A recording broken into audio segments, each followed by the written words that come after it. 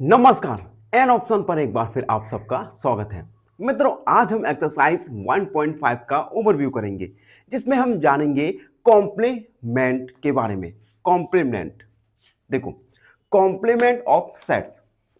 Complement of a set means all the elements are not in given set but are in universal set।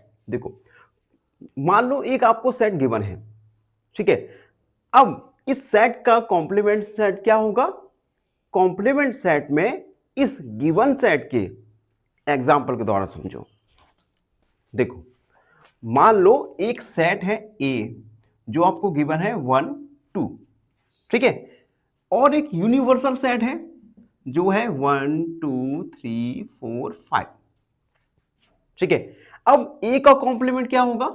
ए के complement में ए के जो elements हैं ये include नहीं होंगे, तो कॉम्प्लीमेंट ऑफ ए क्या आएगा?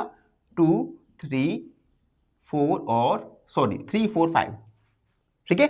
तो कॉम्प्लीमेंट ऑफ सेट में अगर हमें किसी सेट का कॉम्प्लीमेंट निकालना होगा तो हम यूनिवर्सल सेट में से उस गिवन सेट के एलिमेंट्स को रिमूव कर देंगे, फिर जो हमें सेट मिलेगा ये उस सेट का कॉम्प्लीमेंट सेट होगा, यानी U माइनस ए।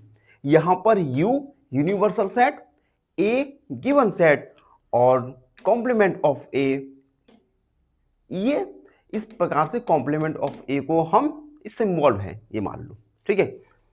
अब एग्जांपल, मान लो एक यूनिवर्सल सेट है जिसके एलिमेंट्स है 1 2 3 4 5 6, ठीक। अब गिवन सेट है ए जिसके एलिमेंट्स है 2 4 6।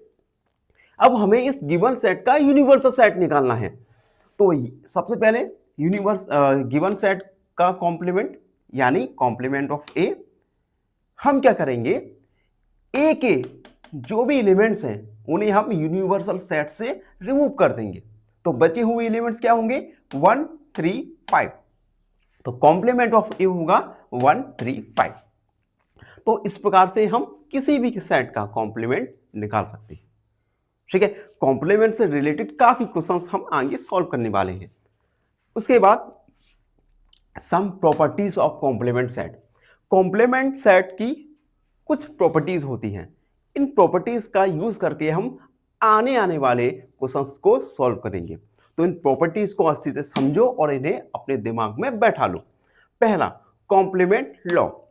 कॉम्प्लीमेंट लॉ क्या कहता है? First, A union complement of A equal universal set. अगर ए है और हम इस ए का यूनियन निकाले कॉम्प्लीमेंट सेट के साथ, तो क्या आएगा? यू। और दूसरा, A intersection complement of A, ये आएगा इन्फिनिटी या नल सेट। अगला, De Morgan law. De Morgan laws आपकी एक्सरसाइज के लिए बहुत ज्यादा इंपॉर्टेंट है। डी मॉर्गन लॉ के यूज करके हम बहुत सारे क्वेश्चंस को सॉल्व करने वाले हैं। पहला, complement of A union B. Complement of A union B ये होता है complement of A intersection complement of B, ठीक। आप देख रहे होंगे यहां पर यूनियन, यहां पर इंटरसेक्शन, गलती से नहीं है, ये लॉ है, ठीक है। जब हम complement of A union B निकालेंगे तो complement of A intersection complement of B. दूसरा देखो, complement of A intersection B ये होता है complement of A union complement of B. दोनों में देखो, जब यूनियन होगा तो इंटरसेक्शन हो जाएगा, इंटरसेक्शन होगा तब यूनियन होगा।